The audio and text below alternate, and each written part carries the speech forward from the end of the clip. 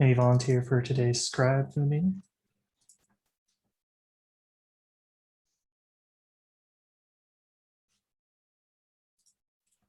All right, guess we're going scribeless. Any new faces? Anyone here that wants to introduce themselves to the broader group?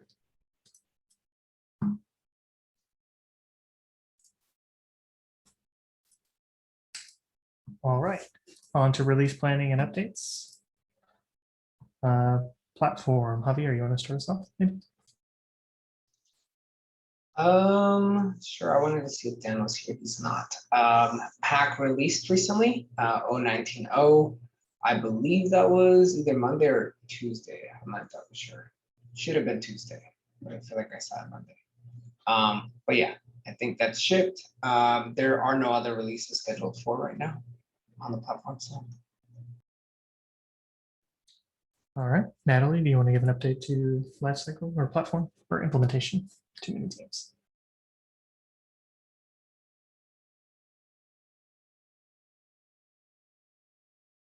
I think I called out Natalie. She's not here. I'll give us an update. I think we're just working towards the next release, sort of the stage one of the Buildpacks work on lifecycle, and continually pushing forward on that. No other releases planned. Is there anyone from the registry team that has any updates?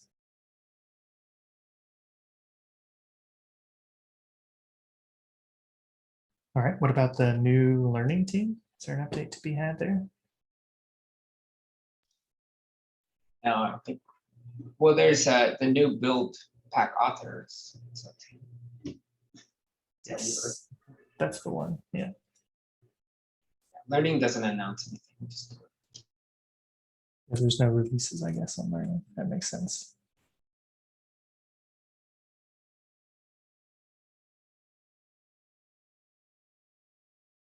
All right, RFC time. Let me get a screen share going.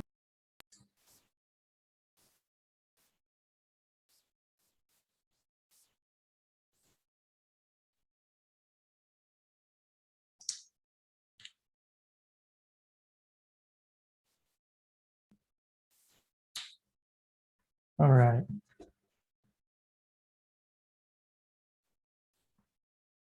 This must be a workflow thing. Never mind. It's not an actual RFC. I started work on add proposal for a shared layers directory. I'm going to change. Oh wait, no, this is not the one I was thinking of. This is not the one I took apart of. Sorry. Add a proposal for a shared layers directory. This is one of Sam's RFCs. Looks like there's some feedback from Terrence. This, I think I also put that on the agenda today. If okay, all right, we'll come back to it later. Perfect. Before we skip off on that, that needs to be tagged. Is that going to be core team for the tagging there? Typically do implementation for things like this, I think. Okay.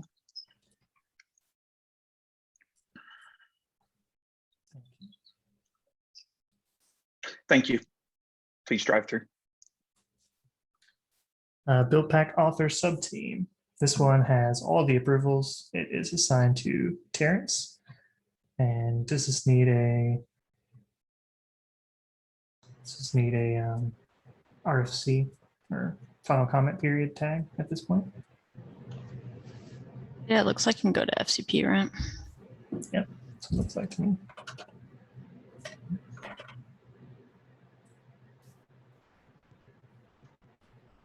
Are we still doing audience labeling? Is that a thing?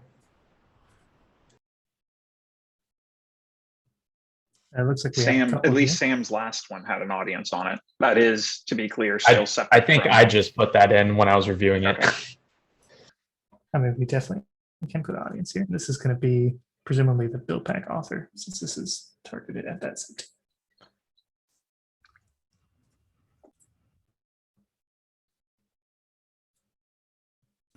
we should also add a date for the RFC. The label itself comes with a date, so we should be fine. Oh, okay.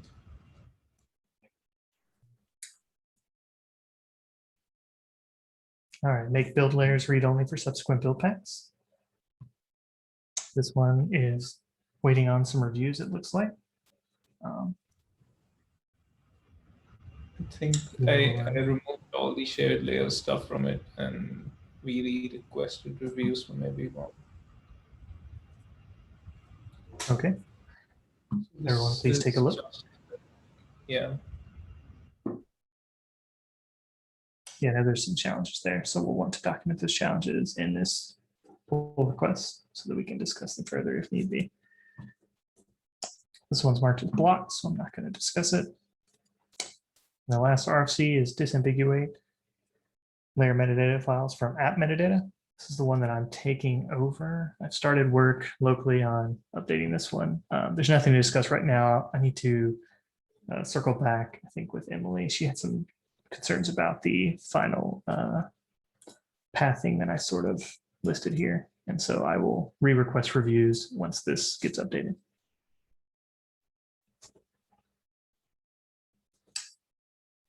All right, that is it for the RFC review. Next on the agenda is a meta topic of the working group reschedule. Where do we land on that? All right, so I put that on there because last week we discussed, rescheduling this meeting to be a little bit earlier, to be a little bit friendlier for some of the team members that are overseas and the community, of course. So we threw out a doodle. We got at minimum 7 responses because the top 3 locations or time slots had 7 votes as opposed to 3 or 5, and they were on Wednesday, 10 a.m. Eastern time, Thursday, 10 a.m. Eastern time, or Thursday, 11 a.m. Eastern time. Because we do have office hours on Thursdays, although we could move those, if we wanted to keep it on this date or this day of the week, we could just aim for 10 a.m. Eastern time.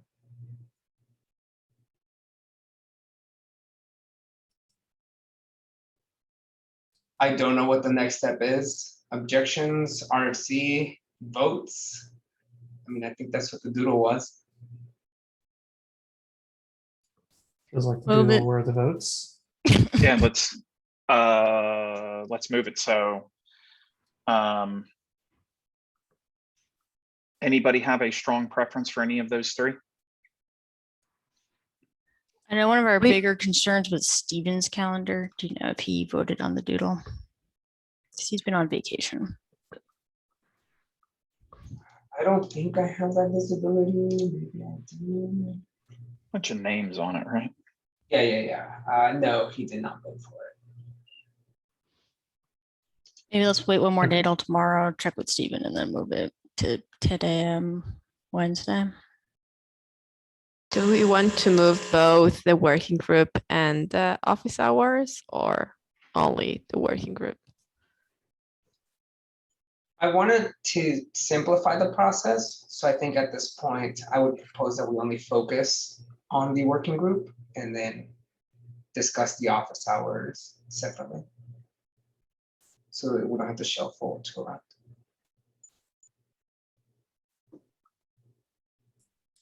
Yeah, I think it makes sense. Yeah, I agree. I think wait on Steven, give him another day. Maybe someone can poke him when he gets back in to do that so that we can get that moved for next week.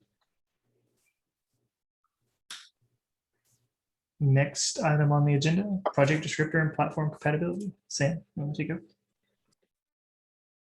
I think this was a discussion Terrence and Javier and I had in the last office hours, but I don't know if it's worth bringing it up again with larger group. The gist of it was that there's some ambiguity in the project descriptor spec around certain fields, and that should probably be solved. That was one of the action items. The other thing that was sort of open-ended is how should platforms apart from Pack support the project descriptor, whether as a whole, whether they can support parts of it. If they're supporting parts of it, does that mean we are going away from this model where you can take a builder and expect different platforms to build the same image? If it doesn't support the project descriptor spec, should the other platforms just fail? And what happens? Like how can we increase? Like how can we allow other platforms to reuse functionality in Pack? Those were the main sort of agenda items that we discussed. I don't know if people here are interested in any of these. Otherwise, we can. I definitely want Lifecycle to support project descriptor.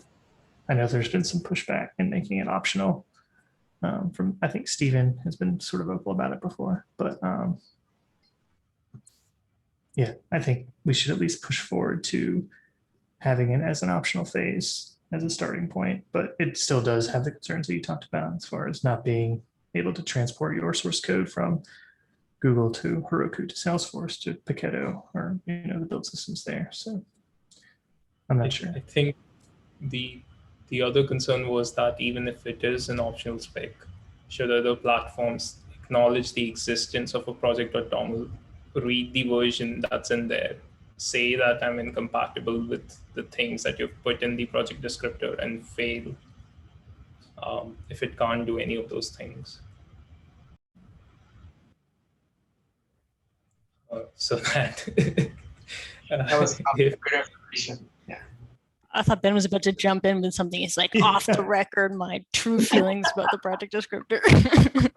Me too. I thought that was going to happen. So that if people are building, let's say, an image using inline buildpacks on Pack, and they have that configuration in their project descriptor, and they go to another platform that doesn't support it, suddenly the image they produce is no longer the same. So that's where the concerns were coming from, like what happens in these cases. Yeah, because in the best case, it like falls through to auto-detecting the build packs. It just happens to produce something that's very similar. But in the worst case, it just doesn't build the same thing at all. Or you kind of already get into this with like building something Pack and then building it on like Google Cloud or Heroku Cloud. It might be a different version of the platform. So the image result may be different because they're running different platform versions. But this takes it to sort of the next step of not even producing the same operations, same build packs executing. Yeah, I mean, I definitely have a strong opinion that if the project toml is to be seen as either a configuration or a set of instructions for a build process, and you build it using a tool that is Buildpacks compatible, like Pack, and then throw it onto something like Kpack or Google Cloud, the same output should be produced from the same inputs, right? And as soon as we stray from that because, let's say, certain feature isn't supported, right? In the worst case, it doesn't even warn, it doesn't tell you anything. It just produces an image that looks nothing like what you did in a different environment. Then it just kind of negates the whole purpose of having this project descriptor in my mind. It's something that you can no longer trust, and it's no longer portable. I feel like having the exact same output from every platform is maybe not something that's 100% feasible, right? Because you can imagine platforms having opinions about, like maybe a build pack they're going to add to every build, or, you can configure a set of allowed stacks. I don't think we should force every platform to offer the same options or fail if they don't. It's not the right fit for every use of cloud native build packs out there.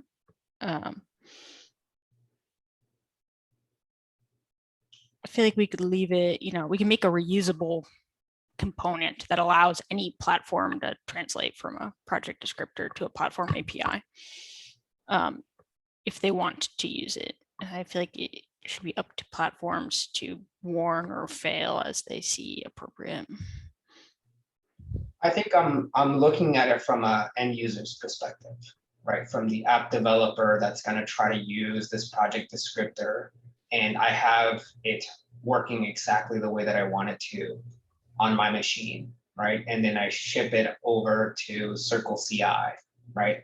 And all of a sudden it doesn't produce, right? And again, the worst case is it doesn't tell me anything about the fact that it completely ignored a set of configuration and it produced an image which now I think to behave the same, right? Like maybe compression is slightly different. I think those might be smaller details, but like it all of a sudden doesn't have the process type that I expect it to if I build it through this other mechanism. That seems a lot more alarming. And again, I get where you're coming from, but I'm trying to kind of step into the shoes of an app developer, and it just doesn't rationally make sense to provide any value in that sense. So are you suggesting that project descriptor should be a required component of a platform support for it rather than it being an optional extension spec? So I think that's one maybe slightly separate conversation, right? But even if you just think about the fact that if you do support Project Hummel, I think one of the initial proposals was that at the very minimum, or sorry, that like if a certain property, right, a certain build pack scoped property like builder isn't supported, then it should fail, right? Like it should say that it does not support this configuration. And then what you can have is you could have two project Hummel descriptors, right? One for your the pack configuration and another one for the K-pack configuration, right? But in that particular essence, like nothing would be completely hidden from behaving the way that you expect it to behave.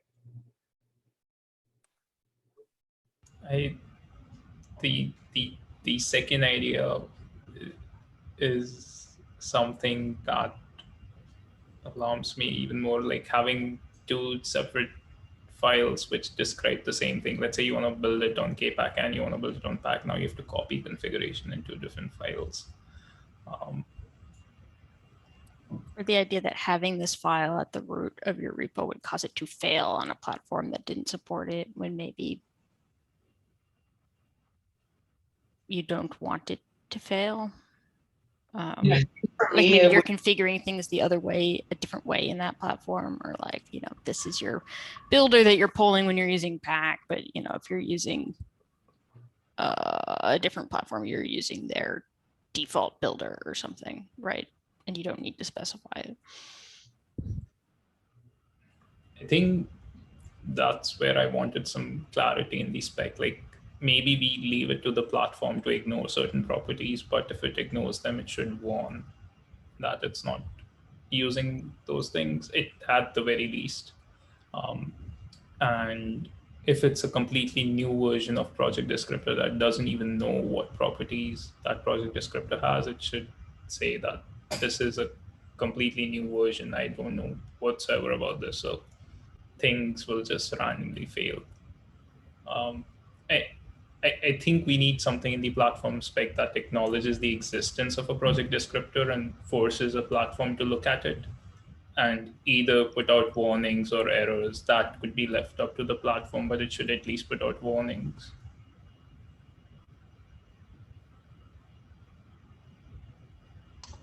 That definitely borders on project descriptor being only somewhat optional as an extension spec if it's in the platform API of whether you support the file or not, that you have to do something about it is interesting.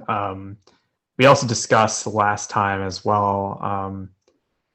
There's also extensions to the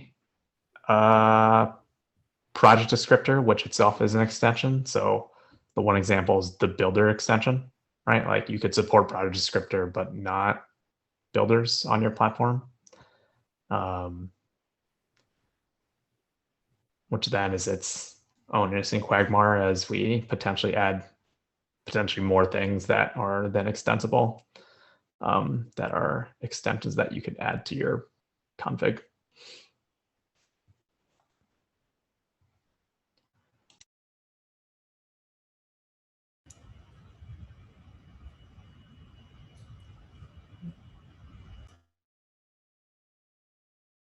The other last question was where does this fit in the compatibility matrix? Like, if you have a new version of Project Descriptor, like, what are you supposed to do with it? How do you keep up with it?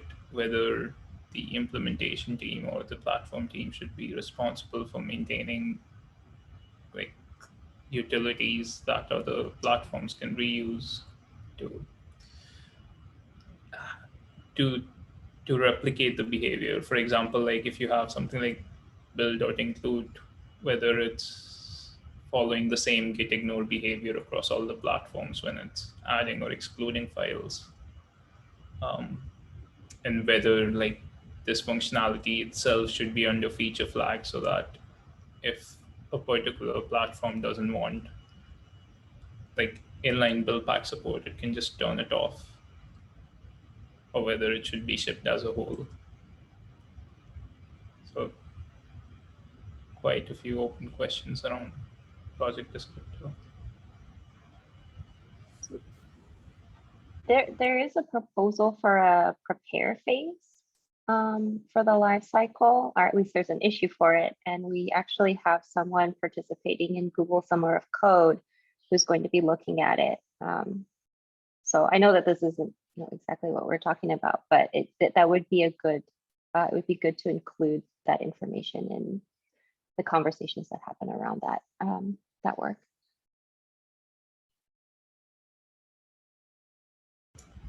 Yeah.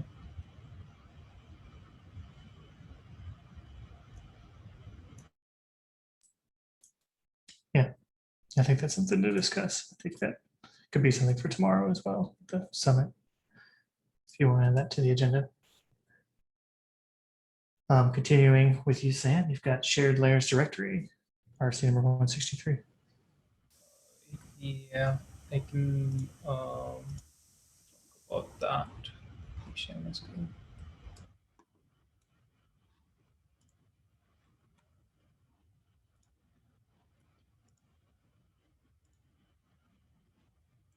Okay.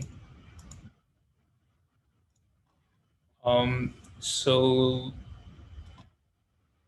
like we discussed last time, I separated out that build write RFC into something that just has a read-only portion as a separate RFC, and this shared layers thing as a separate RFC. The idea is that we would introduce a new shared layers directory similar to the layers directory, which would have a somewhat similar structure as the layers directory, except other multiple buildpacks could participate in populating the contents of these layers.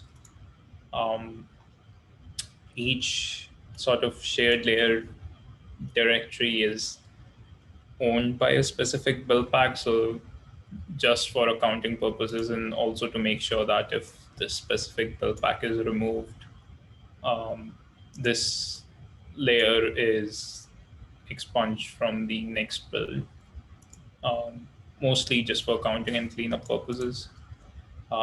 It does not follow the typical layer directory structure in that the lifecycle would not export variables for paths, LD library path, etc., except for the environment folder where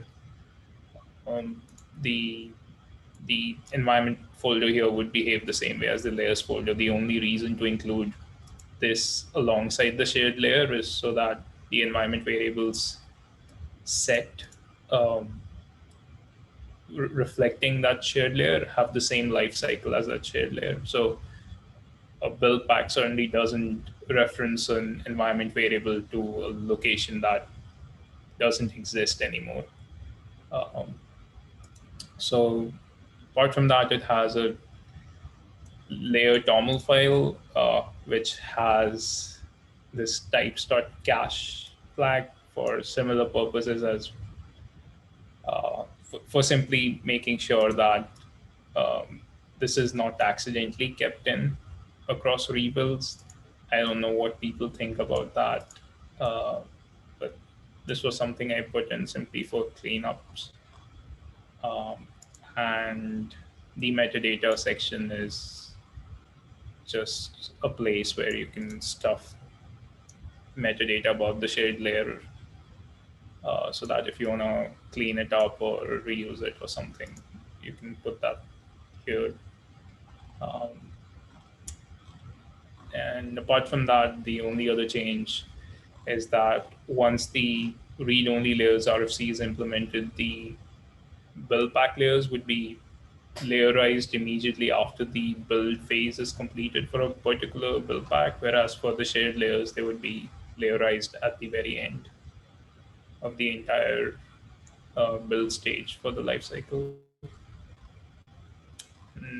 That's pretty much it.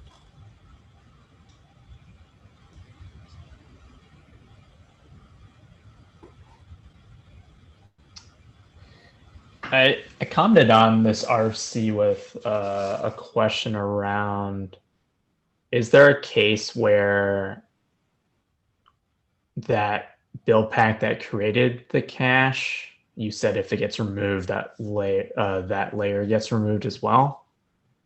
Is there a case where you would still want to keep that layer around?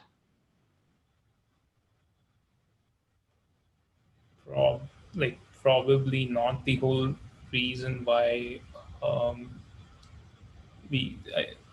introduced that subdirectory was for this specific cleanup, so that if you have a build pack that, let's say, sets up, let's say you have a pip build pack that sets up a shared pip cache directory. If it's removed, I would imagine that it should not be used anymore.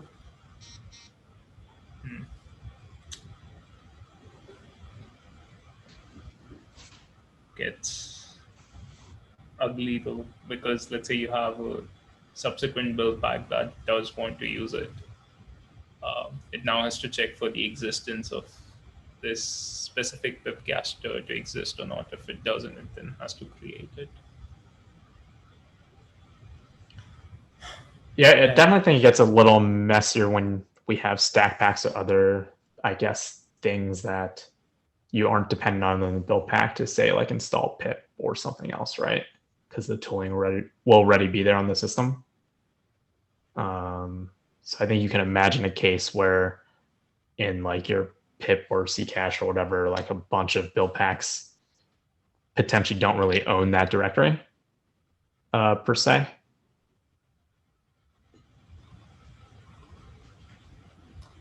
Yeah. I think the only reason I wanted to namespace this was so that a random build pack couldn't just come in and remove the entire, clean up the entire shared layers directory. It would be limited in the amount of damage it could do, or damage it could accidentally do. And these subsequent build packs could only view the layer through an environment variable. So even they wouldn't be able to just go and randomly delete stuff or put more things into it. So that was the other justification for namespacing it, and it seemed like just putting the build pack ID in there would be a nice way to prevent such issues.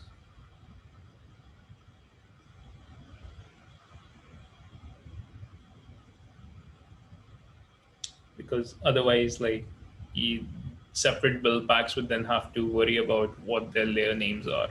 If they create the same layer name called cache, which is a very generic name, now they have to worry about it not conflicting with anything else. And also when they do other operations on it, like two build packs could create a shared layer called cache, point both the pip caster into it, and I don't know, the node modules cache into it. And then now you have this weird directory that may or may not work. So that was the other reason for namespacing it for Buildpack along with the cleanup. But I can imagine other issues with this. So for subsequent build packs in like a CMake or Ccacher example, are they expected to read the invar for where Ccacher is set and then modify it there, which would be the shared layer? Or are we expecting those subsequent build packs to know the previous build packs like ID? No, they can't know the ID, right? They're only expected to like know about certain environment variables that they interact with, and if it's set, they would use it. So if you have a CMake build pack, it knows about the like it takes into account the existence of a Ccacher. If it's not there, it still works fine. But that was the primary use case for such shared layers, but I can imagine it being abused for other reasons. And then once we get to that, uh, this idea of a specific build pack owning the shared layer sort of breaks down. I don't know.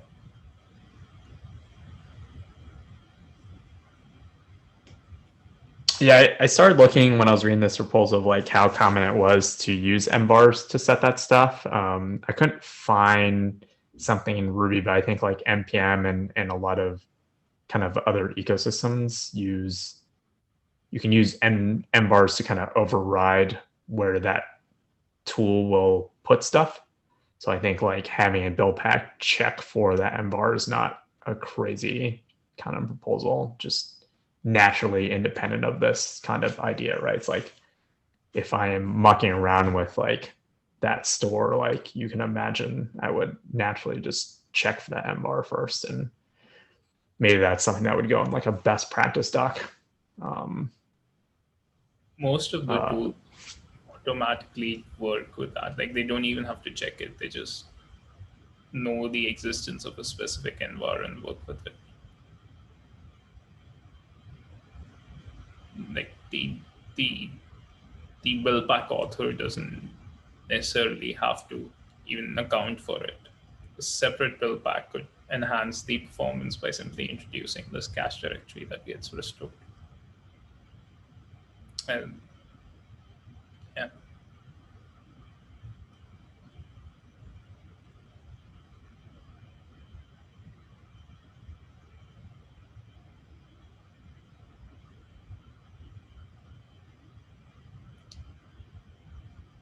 All right. Well, I think explained well. Everyone take a look and add your comments and let Sam know.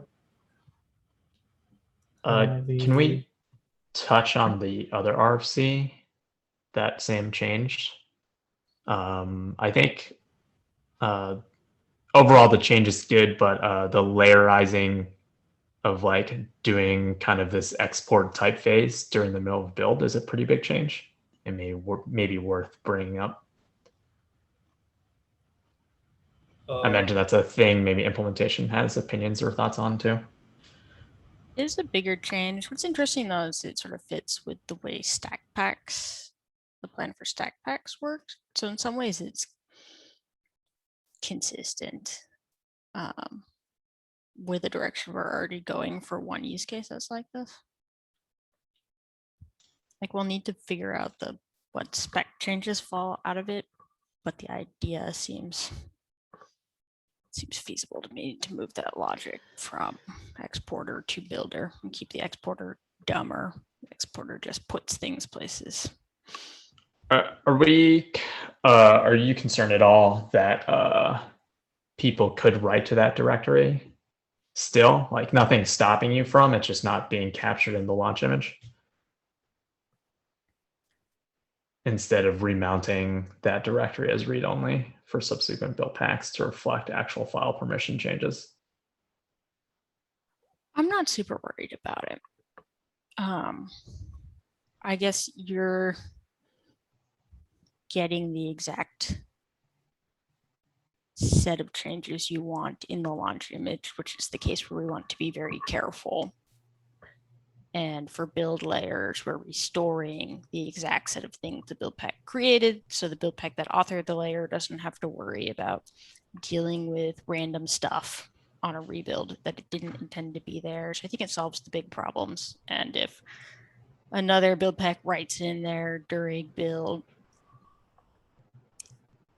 It feels don't like a think it's the silent end of the world. fail, I guess, which is the problem. It's like a silent fail of a thing. And I guess like the other thing is it's not just build directory, right? Like it's like these are just layers. Like it could be build and launch, right? Like it's not one or the other in that flag. So the build pack expecting, because we aren't stopping them from doing it today, like it does mean you are changing the launch image, even though it's not spec compliant. What do you mean you're changing the launch image? Well, like if I have a layer, like Sam has explicitly said, like nothing's stopping you from in lifecycle that's actually preventing you from writing into it, right? So if you layerize at that point, it is actually like a breaking change now, even though the spec isn't changing, because like just because I can do it means I could be doing that without potentially knowing or whatever. And so now the launch image that's produced after the fact could be different, or even like build and subsequent things won't have those artifacts because there's no like, I guess, feedback to those build packs that are violating the spec. It just, we silently let them write to it, and then it just, nothing happens to them.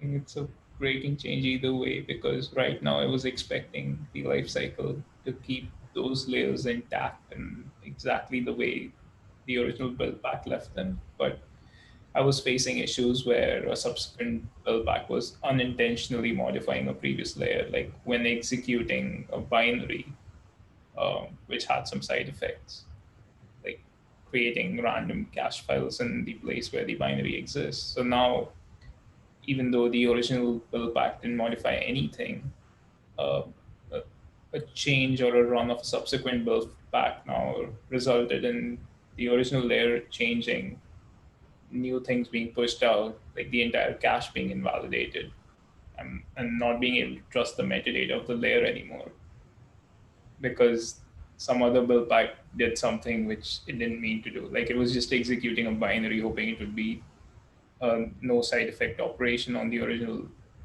layer. But now the original layer has completely changed. So for example, like if you run Python, it creates cache files in the original place where the interpreter was, or like the standard library of the original interpreter. And now that causes like random changes to the layer.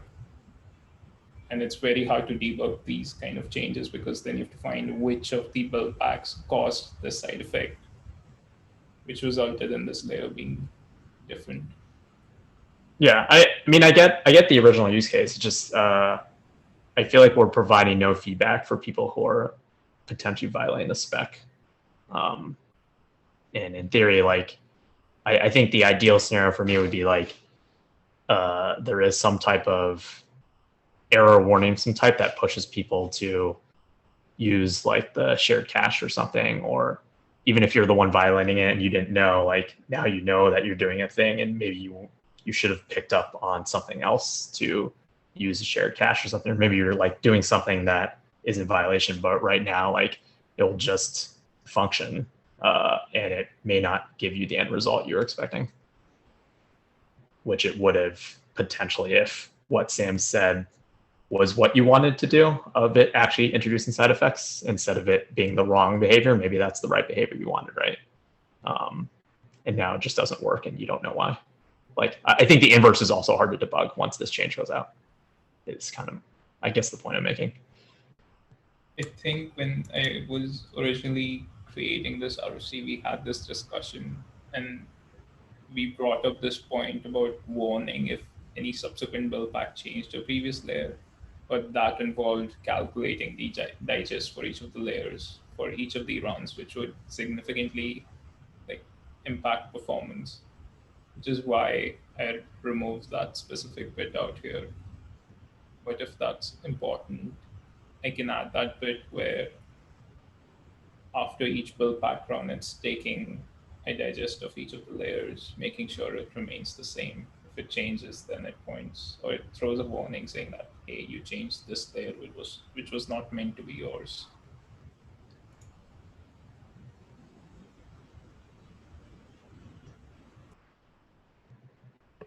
Yeah, we try really hard not to break things, right?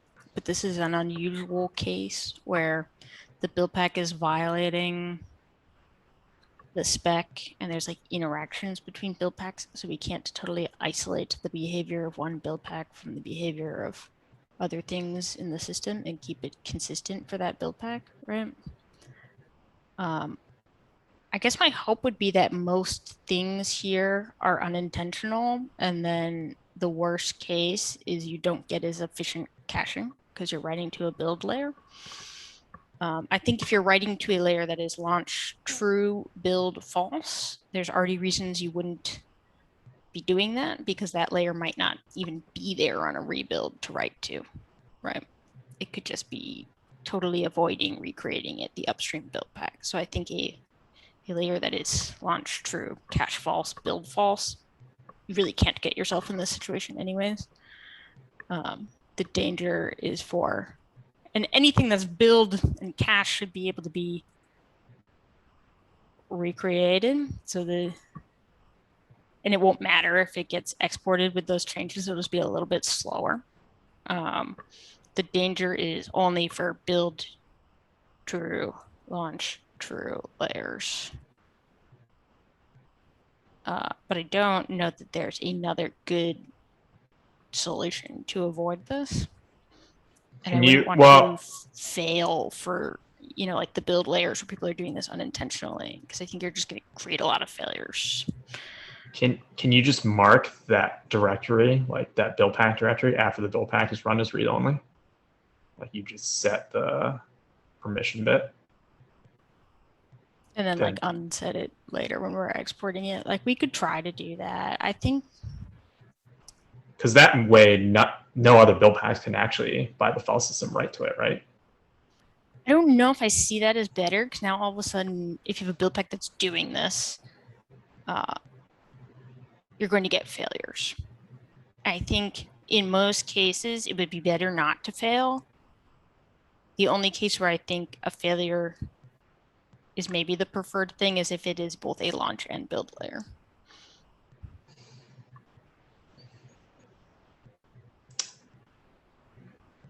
I always felt like you erred on the side of failure versus silently failing, Emily. I do, but I think for the build case, there isn't harm there because the changes will take effect for the duration of the build and they will just get recreated next time. It's a little bit slower, but there's no functional difference. Right. And for a launch true layer, build packs already can't depend on the layer being there because sometimes it just isn't. So I don't think that is a case that we need to concern ourselves with. It's only when it's launch and build that I see the potential for danger. Yeah, I guess my counterpoint though, fast is a feature, like even in the build system, right? So like, it depends on how much slower is slower, right? Like, I think that varies from milliseconds to, depending on what you're doing, minutes, right? So if you have no idea why this thing is never working, I think it is probably very frustrating for a build pack author to debug that then, if you get no feedback from the system.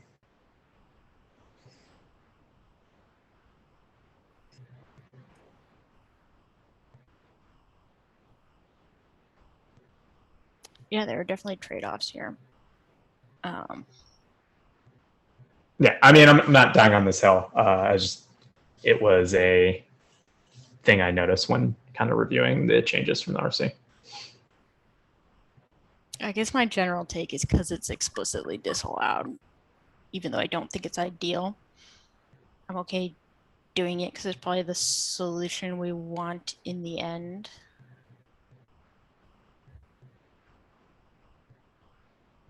We could roll out a version of the lifecycle first that doesn't do any of this other than yell at you if you modify something, and then help people use that version of the lifecycle before we roll out the next one. I mean, I think the potentially the read-only bit is kind of independent of layer rise. Like it doesn't prevent you from moving to that model either. Because if you, I guess, layerize and do whatever, then it is independent of kind of what happens to the rest of the build system. I think we also discussed that, and then again there was the performance implication of schmodding all of those things to read only. Like if it's a pretty large directory tree, it might take a while to change the permissions on all of them.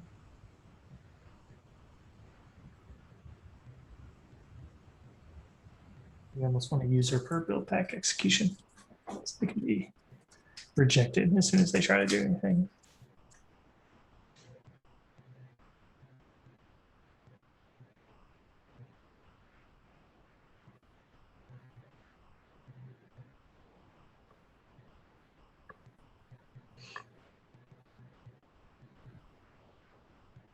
Sounds like the discussion there is spinning down. Or one more thing.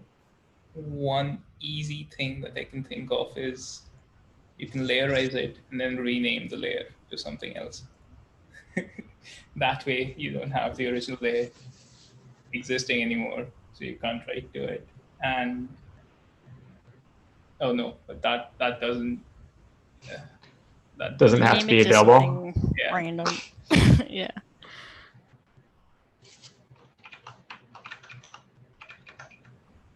Never mind.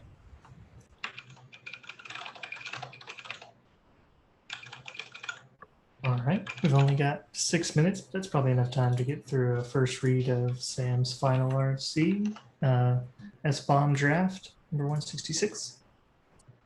That's I just wanted to catch everyone up on some of the updates since the last meeting. The RFC is still very much in the draft phases because I realized there was more to it than I previously thought. I came across this. So there's apparently this NT-AI working group that meets weekly, bi-weekly, that does exactly this: compare different SBOM formats and try to figure out um, which one is good and how they can be interoperable and what's the tooling ecosystem for each of them. And they also have a bunch of this thing called plug fests, which are like sample projects which they then run the tools from each of the ESPOM ecosystem on to see how complete the output is, or whether it's even aware that it's generating incomplete output and things like that. So that's a fairly comprehensive study of the different SBOM formats, and the conclusion from that is that there's no like SBOM format that is the best. And they just make our lives easier and say, this is the best way to use it. I'd be like, great. So if you go through that document, it compares three major formats: SWIT tags, Cyclone DX, and SPDX.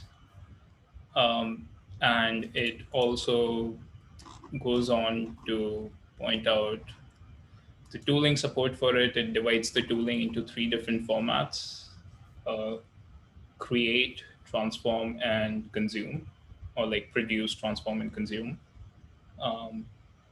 So like I think in terms of the Buildpacks project, we'd be most concerned with tools that create or transform rather than consume.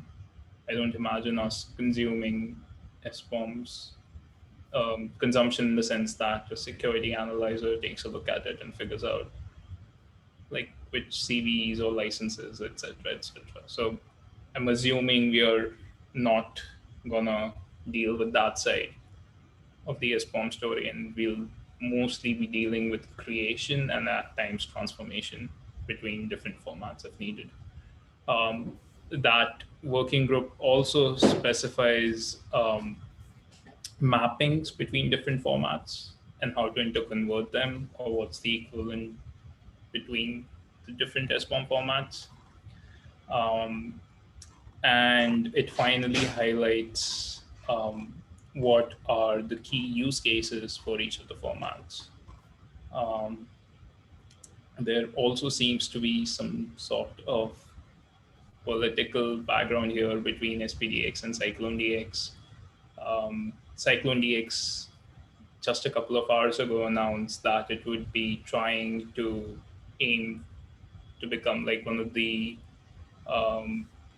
what's it called, like a, it's a flagship OWASP project, so it's going to move under the OWASP umbrella as an organization to sort of make it more of an attractive option as compared to SPDX, which has the backing from Linux Foundation. And apart from that, in terms of the actual use cases and key features, it looks like SPDX does indeed have, like as of v2.2, it has incorporated PURLs as a way of specifying packages, so that sidesteps some of the issues that SPDX v2.1 had around identifying packages and associating them with CVEs. It also is pretty comprehensive in defining relations, although it is like a flat document. It has this field called relation, which has like 20 different types of relations between different components that you can describe.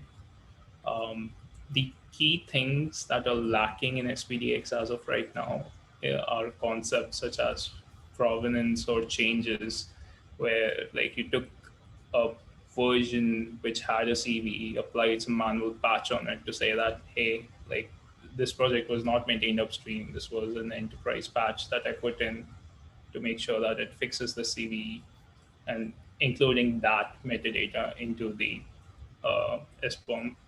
So it's again mostly like these two things, like vulnerability remediation and pedigree. So pedigree is like saying that, okay, I'm a derivation of this with these patches, and vulnerability remediation is saying that this patch fixed the CVE.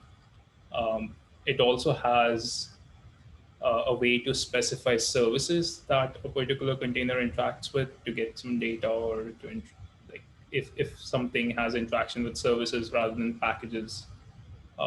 That's something Cyclone DX can add on top, and it